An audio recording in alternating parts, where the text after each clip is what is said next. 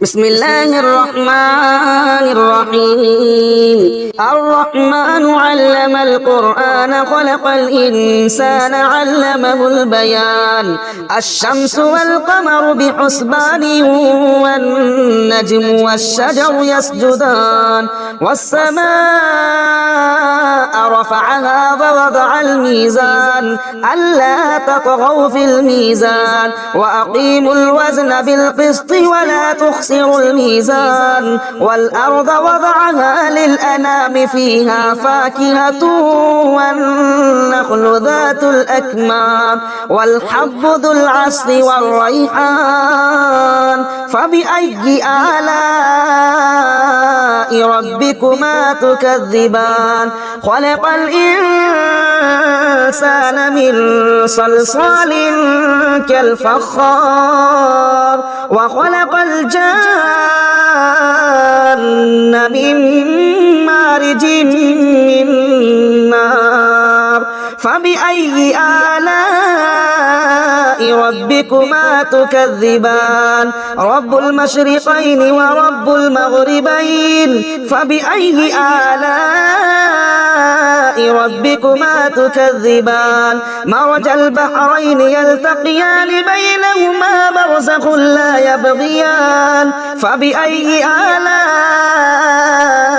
ربكما تكذبان يخرج منهما اللؤلؤ والمرجان فبأي آلاء ربكما تكذبان وله الجوار المنشآت في البحر كالأعلام فبأي آلاء ربكما تكذبان كل من عليها فان ويبقى وجه ربك ذو الجلال والإكرام فبأي آلاء ربكما تكذبان يسأله من في السماوات والأرض كل يوم هو في شأن فبأي آلاء ربكما تكذبان سنفرغ لكم أيها الثقلان فبأي آلاء ربكما تكذبان يا معشر الجن والإنس إن استطعتم أن تنفذوا من أقطار السماوات والأرض فانفذوا لا تنفذون إلا بسلطان فبأي آلاء ربكما تكذبان يرسل عليكما شباب من نار ونحاس فلا تنتصران فبأي آلاء ربكما تكذبان فإذا شقت السماء فكانت وردة كالدهان فبأي آلاء ربكما تكذبان فيومئذ لا يسأل عن ذنبه إنس ولا جان فبأي آلاء ربكما تكذبان يعرف المجرمون بسيماهم فيؤخذ بالنواصي والأقدام فبأي آلاء ربكما تكذبان هذه جهنم التي يكذب بها المجرمون يطوفون بينها وبين حميم آن فبأي آلاء ربكما تكذبان ولمن خاف مقام ربه جنتان فبأي آلاء ربكما تكذبان ذواتا أفنان فبأي آلاء ربكما تكذبان فيهما عينان تجريان فبأي آلاء ربكما تكذبان فيهما من كل فاكهة زوجان فبأي آلاء ربكما تكذبان متكئين على فرش بطائنها من استبرق وجنى الجنتين دان فبأي آلاء ربكما تكذبان فيهن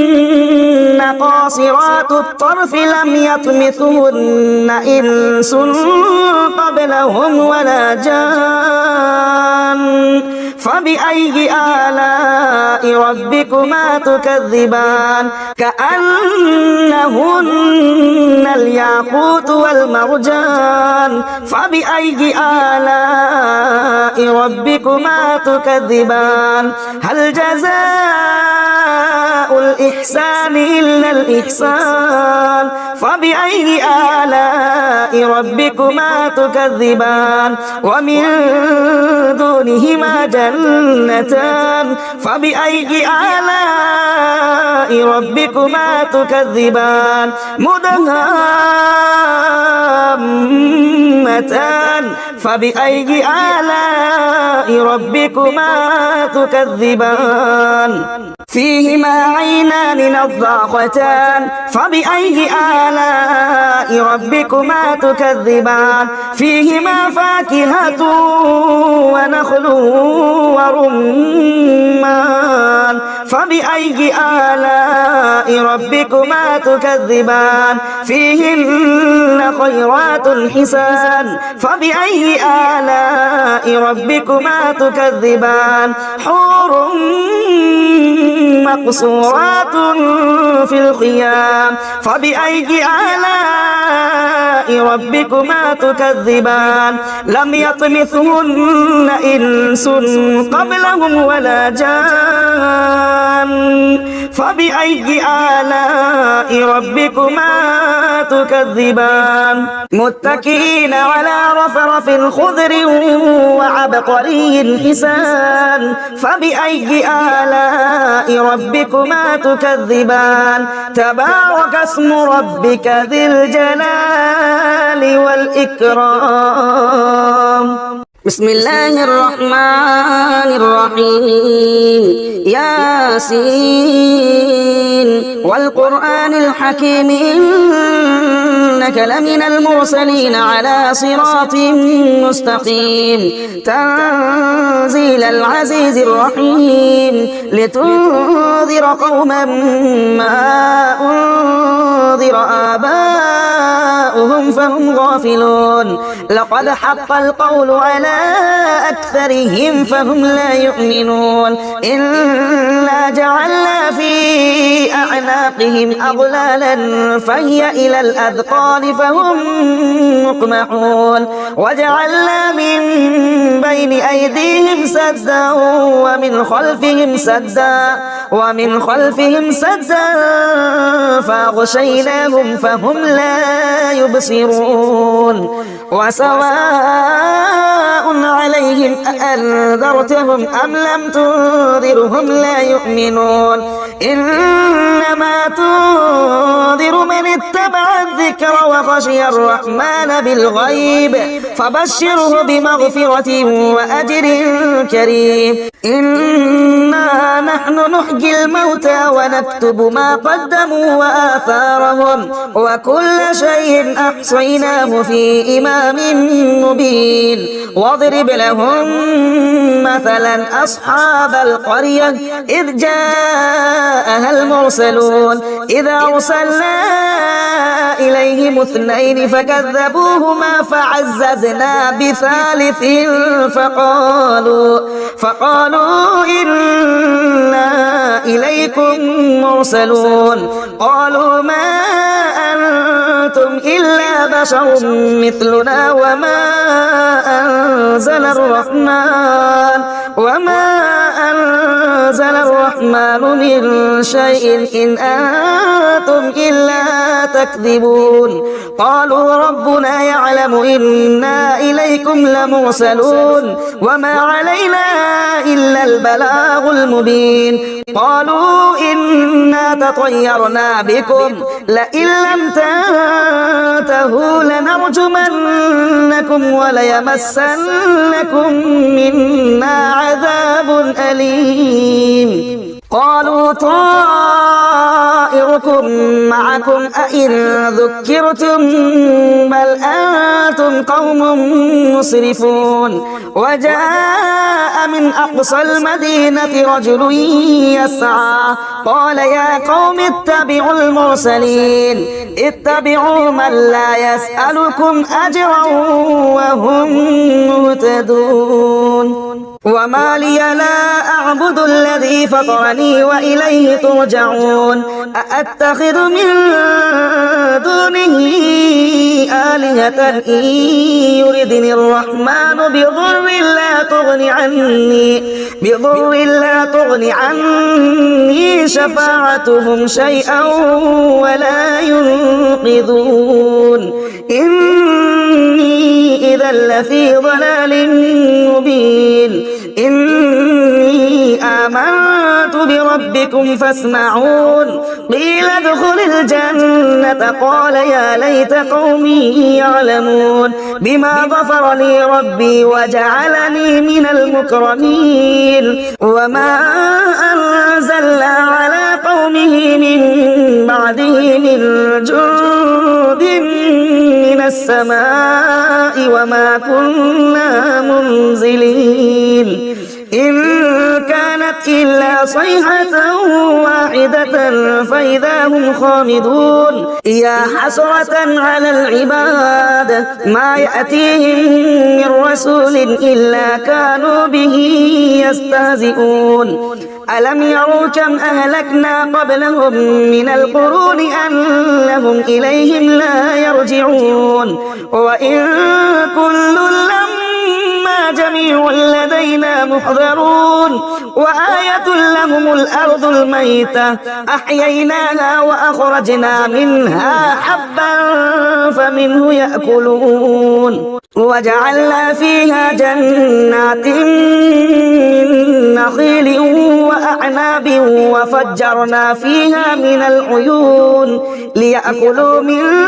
ثمره وما عملته أيديهم أفلا يشكرون سبحان الذي خلق الأزواج كلها مما تنبت الأرض ومن أنفسهم ومما لا يعلمون وآية لهم الليل نسلخ منه النهار فإذا هم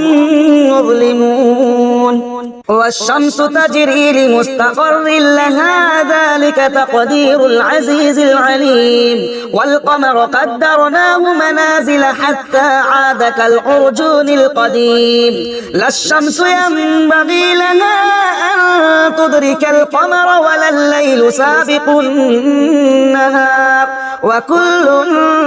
في فلك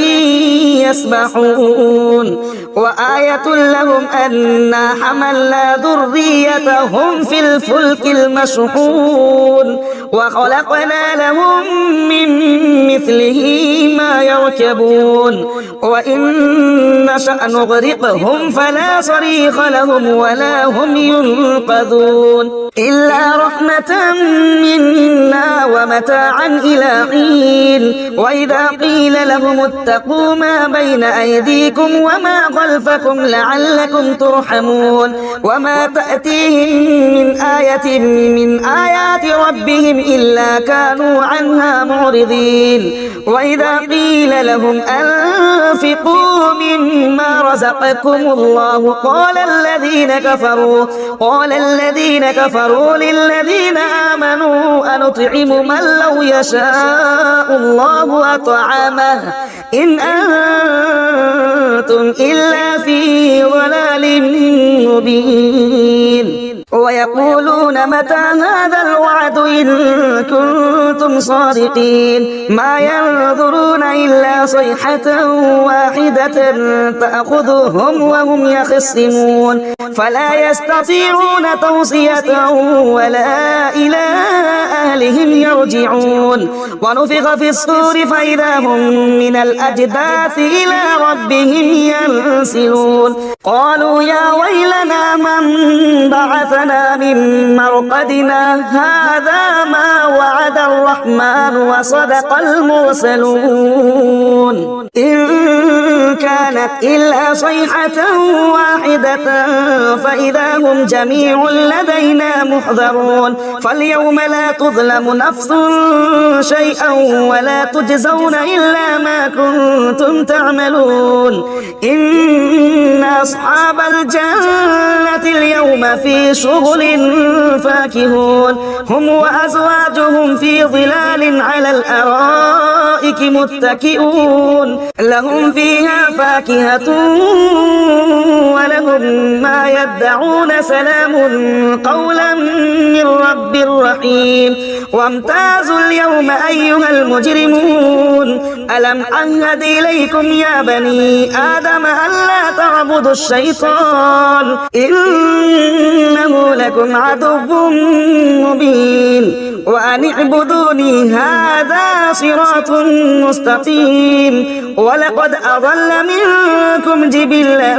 كثيرا أفلم تكونوا تعقلون هذه جهنم التي كنتم توعدون اصلوها اليوم بما كنتم تكفرون اليوم نختم على أفواههم وتكلمنا أيديهم وتشهد أرجلهم بما كانوا يكسبون ولو نشاء لطمسنا على أعينهم فاستبقوا الصراط فأنى يبصرون ولو نشاء لمسخناهم على مكانتهم فما استطاعوا مضيا ولا يرجعون ومن نعمره ننكسه في الخلق أفلا يعقلون وما علمناه الشعر وما ينبغي له إن هو إلا ذكر وقرآن مبين لينذر من كان حيا ويحق القول على الكافرين أولم يروا أنا خلقنا لهم مما عملت أيدينا أنعاما فهم لها مالكون وذللناها لهم فمنها ركوبهم ومنها يأكلون ولهم فيها منافع ومشارب أفلا يشكرون واتخذوا من دون الله آلهة لعلهم ينصرون لا يستطيعون نصرهم وهم لهم جند محضرون فلا يحزنك قولهم إنا نعلم ما يسرون وما يعلنون أولم ير الإنسان أنا خلقناه من نطفة فإذا هو خصيم مبين وضرب لنا مثلا ونسي خلقه قال من يحيي العظام وهي رميم قل يحييها الذي أنشأها أول مرة وهو بكل خلق عليم الذي جعل لكم من الشجر الأخضر نارا فإذا أنتم منه توقدون أوليس الذي خلق السماوات والأرض بقادر على أن يخلق مثلهم بلى وهو الخلاق العليم إنما أمره إذا أراد شيئا أن يقول له كن فيكون فسبحان الذي بيده ملكوت كل شيء وإليه ترجعون بسم الله الرحمن الرحيم إذا وقعت الواقعة ليس لوقعتها كاذبة خافضة رافعة إذا رجت الأرض رجا وبست الجبال بسا فكانت هباء منبثا وكنتم أزواجا ثلاثة فأصحاب الميمنة ما أصحاب الميمنة وأصحاب المشأمة ما أصحاب المشأمة والسابقون السابقون أولئك المقربون في جنات النعيم ثلة من الأولين وقليل من الآخرين على سرر موضونة متكئين عليها متقابلين يطوف عليهم بلدان مخلدون بأكواب وأباريق وكأس من معين لا يصدعون عنها ولا ينزفون وفاكهة مما يتخيرون ولحم طير مما يشتهون وحور عين كأمثال اللؤلؤ المكنون جزاء بما كانوا يعملون لا يسمعون فيها لغوا ولا تأثيما إلا قيلا سلاما سلاما وأصحاب اليمين ما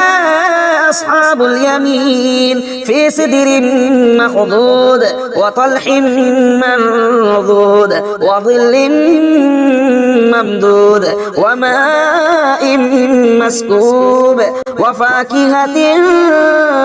كثيرة لا مقطوعة ولا ممنوعة وفرش مرفوعة إنا أنشأناهن إنشاء فجعلناهن أبكارا عربا أترابا لأصحاب اليمين ثلة من الأولين وثلة من الآخرين وأصحاب الشمال ما أصحاب الشمال في سموم وحميم وظل من يحموم لا بارد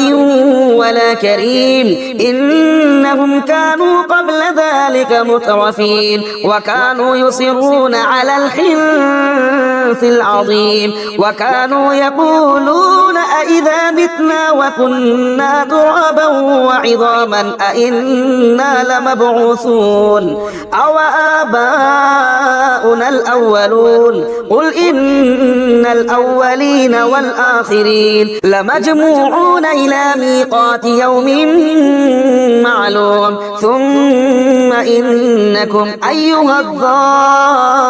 الضالون المكذبون لآكلون من شجر من زقوم فمالئون منها البطون فشاربون عليه من الحميم فشاربون شرب الهيم هذا نزلهم يوم الدين نحن خلقناكم فلولا تصدقون أفرأيتم ما تمنون أأنتم تخلقونه أم نحن الخالقون نحن قدرنا بينكم الموت وما نحن بمسبوقين على أن نبدل أمثالكم وننشئكم فيما لا تعلمون ولقد علمتم النشأة الأولى فلولا تذكرون أفرأيتم ما تحرثون أأنتم تزرعونه أم نحن الزارعون لو نشاء لجعلناه حطاما فظلتم تفكهون إنا لمغرمون بل نحن محرومون أفرأيتم الماء الذي تشربون أأنتم أنزلتموه من المزن أم نحن المنزلون لو نشاء جعلناه أجاجا فلولا تشكرون أفرأيتم النار التي تورون أأنتم أنشأتم شجرتها أم نحن المنشئون نحن جعلناها تذكرة ومتاعا للمقبين فسبح باسم ربك العظيم فلا أقسم بمواقع النجوم وإنه لقسم لو تعلمون عظيم إنه لقرآن كريم في كتاب مكنون لا يمسه إلا المطهرون تنزيل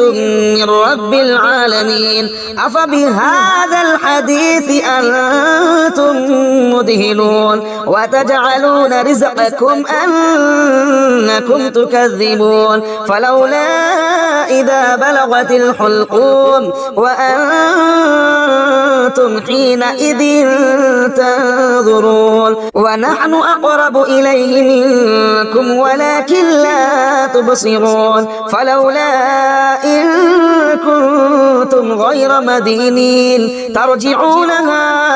إن كنتم صادقين فأما إن كان من المقربين فروح وريحان وجنة نعيم وأما إن كان من أصحاب اليمين فسلام لك من أصحاب اليمين وأما إن كان من المكذبين الضالين فنزل من حميم وتصلية جحيم إن هذا لهو حق اليقين فسبح باسم ربك العظيم بسم الله الرحمن الرحيم تبارك الذي بيده الملك وهو على كل شيء قدير الذي خلق الموت والحياة ليبلوكم أيكم أحسن عملا وهو العزيز الغفور الذي خلق 7 سماوات طباقا ما ترى في خلق الرحمن من تفاوت فارجع البصر هل ترى من فطور ثم ارجع البصر كرتين ينقلب إليك البصر خاسئا وهو حسير ولقد زينا السماء الدنيا بمصابيح وجعلناها رجوما للشياطين وأعتدنا لهم عذاب السعير وللذين كفروا بربهم عذاب جهنم وبئس المصير إذا ألقوا فيها سمعوا لها شهيقا وهي تفور تكاد تميز من الغيظ كلما ألقي فيها فوج سألهم خزنتها ألم يأتكم نذير قالوا بلى قد جاءنا نذير فكذبنا وقلنا ما نزل الله من شيء إن أنتم إلا في ضلال كبير وقالوا لو كنا نسمع أو نعقل ما كنا في أصحاب السعير فاعترفوا بذنبهم فسحقا لأصحاب السعير إن الذين يخشون ربهم بالغيب لهم مغفرة وأجر كبير وأسروا قولكم أو اجهروا به إنه عليم بذات الصدور ألا يعلم من خلق وهو اللطيف الخبير هو الذي جعل لكم الأرض ذلولا فامشوا في مناكبها وكلوا من رزقه وإليه النشور أأمنتم من في السماء أن يخسف بكم الأرض فإذا هي تمور أم أمنتم من في السماء أن يرسل عليكم حاصبا فستعلمون كيف نذير ولقد كذب الذين من قبلهم فكيف كان نكير أولم يروا إلى الطير فوقهم صافات ويقبض ما يمسكهن إلا الرحمن إنه بكل شيء بصير أمن هذا الذي هو جند لكم ينصركم من دون الرحمن إن الكافرون إلا في غرور أمن هذا الذي يرزقكم إن أمسك رزقه بل لجوا في عتو ونفور أفمن يمشي مكبا على وجهه أهدى أمن يمشي صبيا على صراط مستقيم قل هو الذي أنشأكم وجعل لكم السمع والأبصار والأفئدة قليلا ما تشكرون قل هو الذي ذرأكم في الأرض وإليه تحشرون ويقولون متى هذا الوعد إن كنتم صادقين قل إنما العلم عند الله وإنما أنا نذير مبين فلما رأوه زلفة سيئت وجوه الذين كفروا وقيل هذا الذي كنتم به تدعون قل أرأيتم إن أهلكني الله ومن معي أو رحمنا فمن يجير الكافرين من عذاب أليم قل هو الرحمن وآمنا به وعليه توكلنا فستعلمون من هو في ضلال مبين قل أرأيتم إن أصبح ماؤكم غورا فمن يأتيكم بماء معين بسم الله الرحمن الرحيم يا أيها المزمل قم الليل إلا قليلا نصفه أو انقص منه قليلا أو زد عليه ورتل القرآن ترتيلا إنا سنلقي عليك قولا ثقيلا إن ناشئة الليل هي أشد وطئا وأقوم قيلا إن لك في النهار سبحا طويلا واذكر اسم ربك وتبتل إليه تبتيلا رب المشرق والمغرب لا إله إلا هو فاتخذه وكيلا واصبر على ما يقولون وهجرهم هجرا جميلا وذرني والمكذبين أولي النعمة ومهلهم قليلا إن لدينا أنكالا وجحيما وطعاما ذا غصة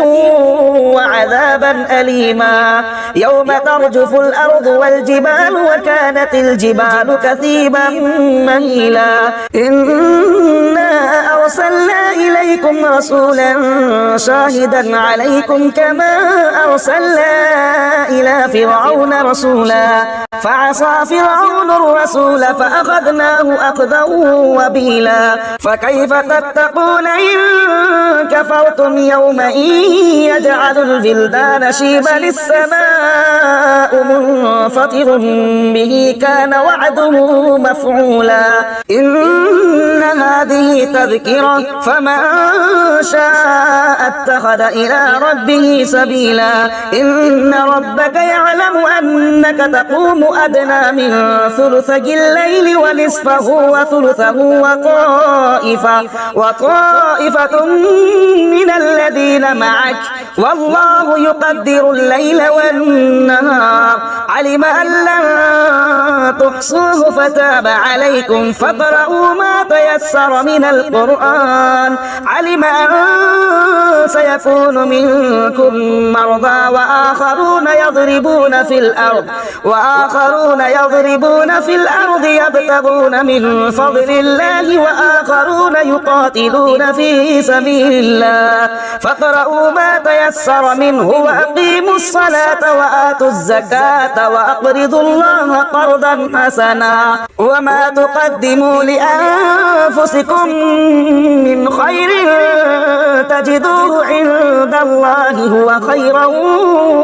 وأعظم أجرا واستغفروا الله إن الله غفور رحيم. بسم الله الرحمن الرحيم. الحمد لله الذي أنزل على عبده الكتاب ولم يجعل له عوجا قيما لينذر بأسا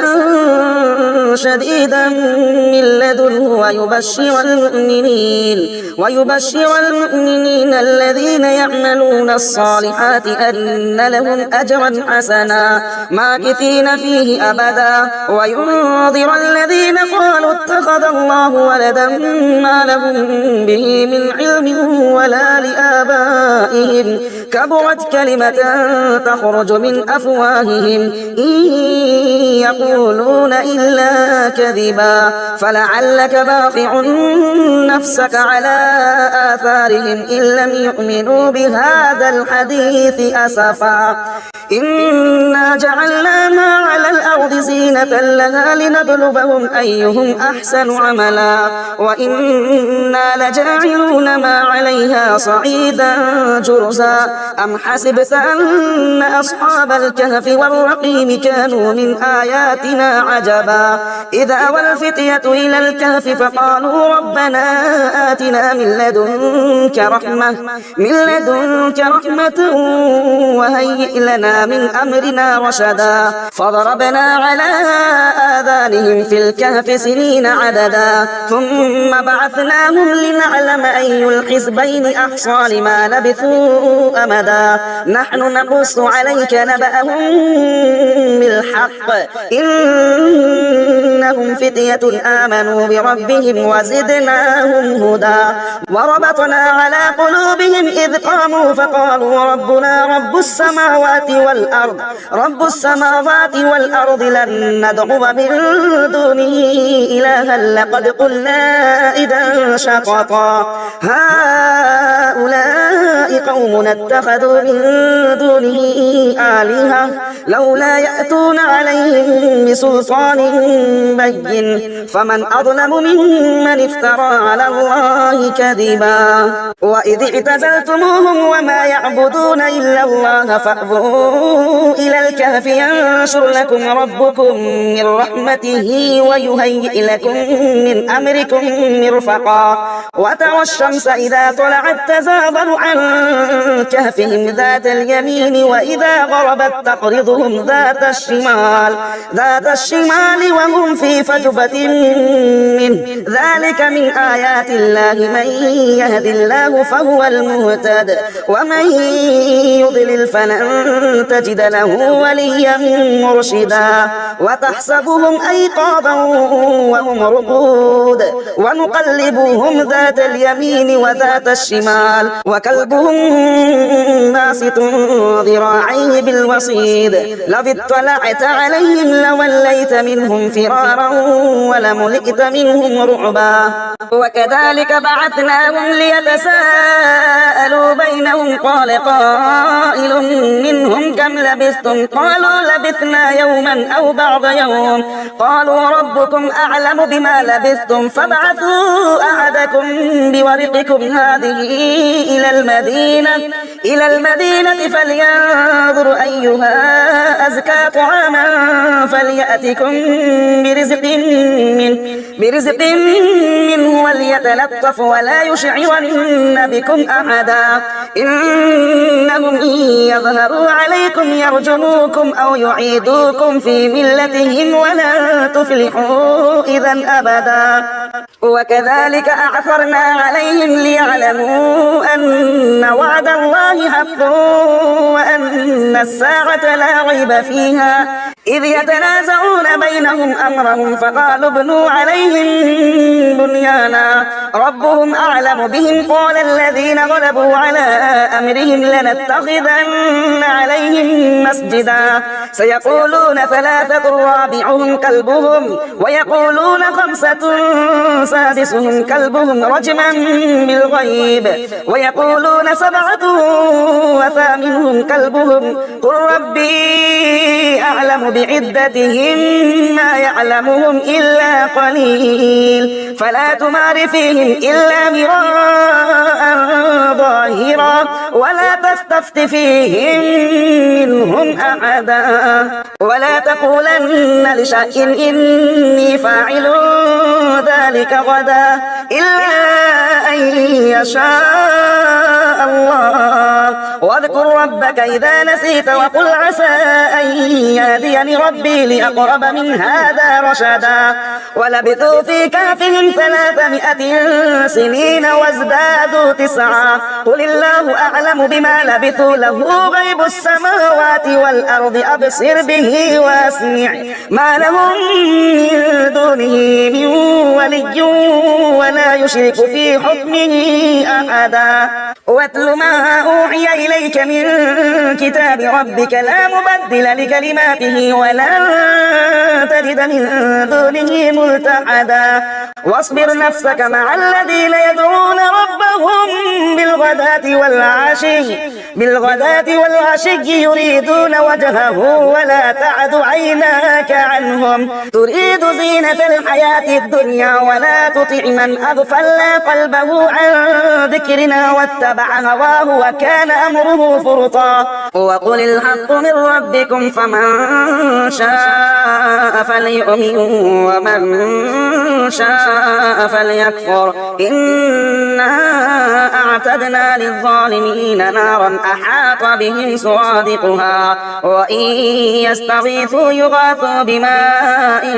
كالمهل يشبي الوجوه بئس الشراب وساءت مرتفقا إن الذين آمنوا وعملوا الصالحات إنا لا نضيع أجر من أحسن عملا أولئك لهم جنات عدن تجري من تحتهم الأنهار يحلون فيها من أساور من ذهب ويلبسون ثيابا خضرا من سندس واستبرق متكئين فيها على الأرائك نعم الثواب وحسنت مرتفقا واضرب لهم مثل الرجلين جعلنا لأحدهما جنتين من أعناب وحففناهما بنخل وجعلنا بينهما زرعا كلتا الجنتين آتت أكلها ولم تظلم منه شيئا وفجرنا خلالهما نهرا وكان له ثمر فقال لصاحبه وهو يحاضره أنا أكثر منك مالا وأعز نفرا ودخل جنته وهو ظالم لنفسه قال ما أظن أن تبيد هذه أبدا وما أظن الساعة قائمة ولئن رددت إلى ربي لأجدن خيرا منها منقلبا قال له صاحبه وهو يحاضره أكفرت بالذي خلقك من تراب ثم من نطفة ثم سواك رجلا لكن هو الله ربي ولا أشرك بربي أحدا ولولا إذ دخلت جنتك قلت ما شاء الله لا قوة إلا بالله إن ترني أنا أقل منك مالا وولدا فعسى ربي أن يؤتيني خيرا من جنتك ويرسل عليها حسبانا من السماء فتصبح صعيدا زلقا أو يصبح ماؤها غورا فلن تستطيع له طلبا وأحيط بثمره فأصبح يقلب كفيه على ما أنفق فيها وهي خاوية على عروشها ويقول يا ليتني لم أشرك بربي أحدا ولم تكن له فئة ينصرونه من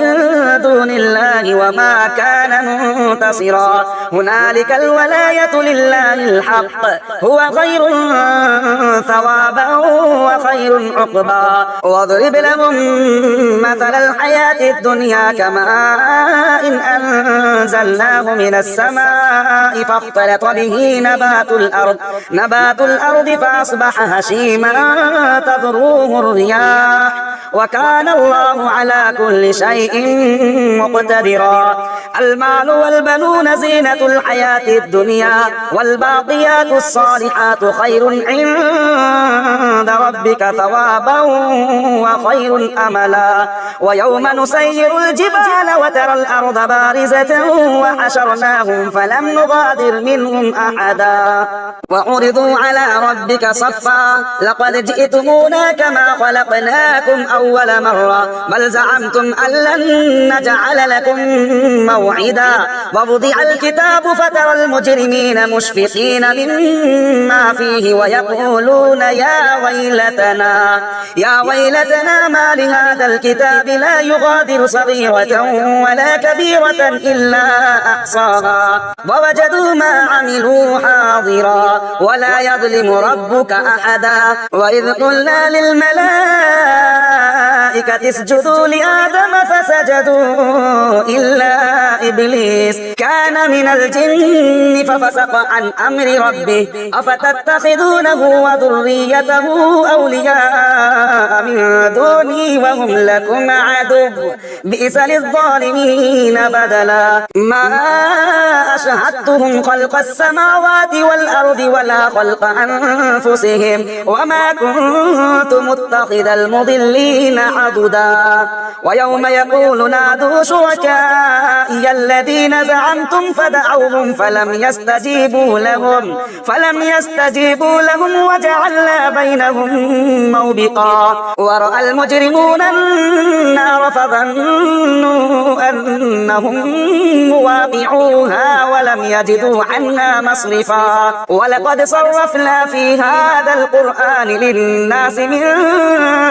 كل مثل وكان الإنسان أكثر شيء جدلا وما منع الناس أن يؤمنوا إذ جاءهم الهدى ويستغفروا ربهم إلا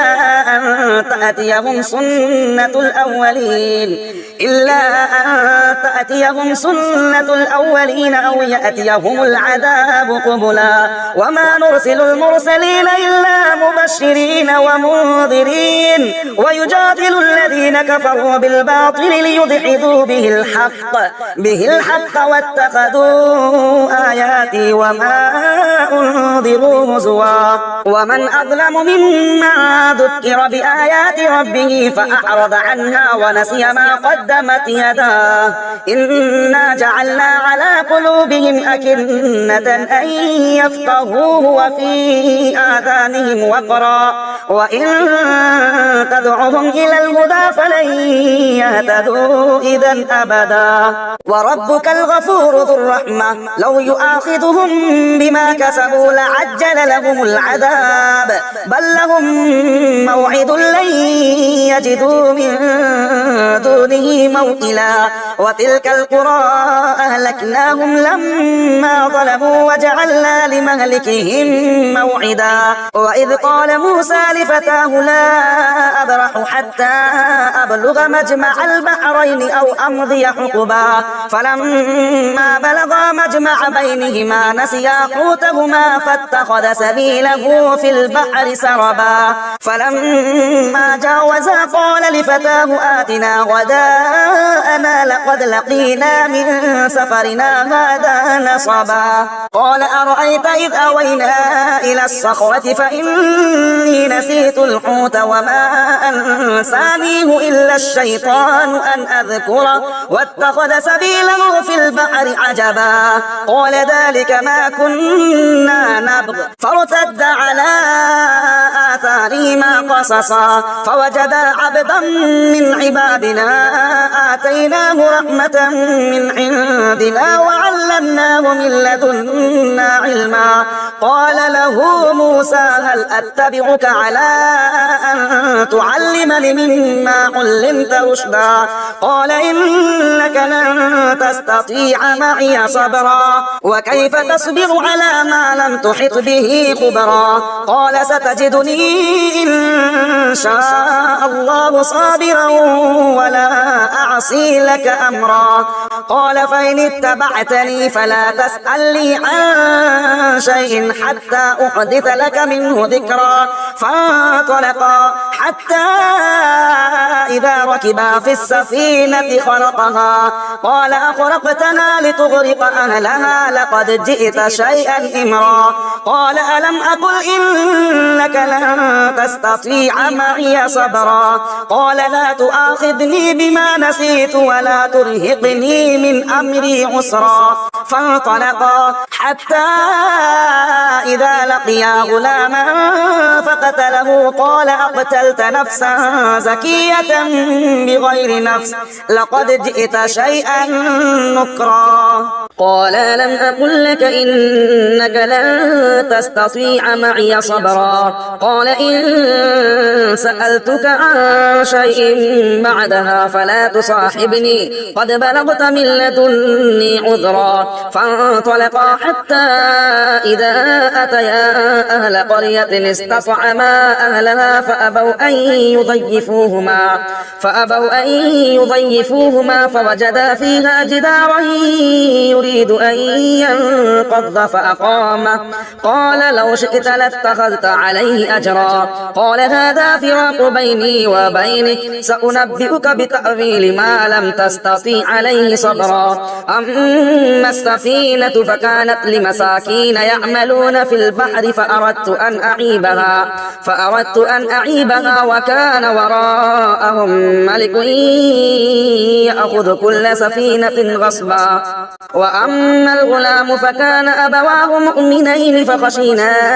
أن يرهقهما طغيانا وكفرا فأردنا أن يبدلهما ربهما خيرا منه زكاة وأقرب رحما وأما الجدار فكان لغلامين يتيمين في المدينة وكان تحته كنز لهما وكان أبوهما صالحا فأراد ربك أن يبلغا أشدهما ويستخرجا كنزهما رحمة من ربك وما فعلته عن أمري ذلك تأويل ما لم تستطع عليه صبرا ويسألونك عن ذي القرنين قل سأتلو عليكم منه ذكرا إنا مكنا له في الأرض وآتيناه من كل شيء سببا فأتبع سببا حتى إذا بلغ مغرب الشمس وجدها تغرب في عين حمئة ووجد عندها قوما قلنا يا ذا القرنين إما أن تعذب وإما أن تتخذ فيهم حسنا قال أما من ظلم فسوف نعذبه ثم يرد إلى ربه فيعذبه عذابا نكرا وأما من آمن وعمل صالحا فله جزاء الحسنى وسنقول له من أمرنا يسرا ثم أتبع سببا حتى إذا بلغ مطلع الشمس وجدها تطلع على قوم لم نجعل لهم من دونها سترا كذلك وقد أحطنا بما لديه خبرا ثم أتبع سببا حتى إذا بلغ بين السدين وجد من دونهما قوما لا يكادون يفقهون قولا قالوا يا ذا القرنين إن يأجوج ومأجوج مفسدون في الأرض فهل نجعل لك خرجا على أن تجعل بيننا وبينهم سدا قال ما مكني فيه ربي خير فأعينوني بقوة أجعل بينكم وبينهم ردما آتوني زبر الحديد حتى إذا ساوى بين الصدفين قال انفخوا حتى إذا جعله نارا قال آتوني أفرغ عليه قطرا فما استطاعوا أن يظهروه وما استطاعوا له نقبا قال هذا رحمة من ربي فإذا جاء وعد ربي جعله دكا وكان وعد ربي حقا وتركنا بعضهم يومئذ يموج في بعض ونفخ في الصور فجمعناهم جمعا وعرضنا جهنم يومئذ للكافرين عرضا الذين كانت أعينهم في غطاء عن ذكري وكانوا لا يستطيعون سمعا أفحسب الذين كفروا أن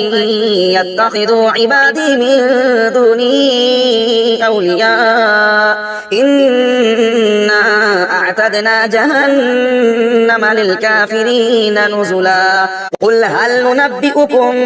بالأخسرين أعمالا الذين ضل سعيهم في الحياة الدنيا وهم يحسبون أنهم يحسنون صنعا أولئك الذين كفروا بآيات ربهم ولقائه فحبطت أعمالهم فلا نقيم لهم يوم القيامة وزنا ذلك جزاؤهم جهنم بما كفروا واتخذوا آياتي ورسلي هزوا إن الذين آمنوا وعملوا الصالحات كانت لهم جنات الفردوس نزلا خالدين فيها لا يبغون عنها حولا قل لو كان البحر مدادا لكلمات ربي لنفد البحر قبل أن تنفد كلمات ربي ولو جئنا بمثله مددا قل إنما أنا بشر مثلكم يوحى إلي أنما إلهكم إله واحد فمن كان يرجو لقاء ربه فليعمل عملا صالحا ولا يشرك بعبادة ربه أحدا.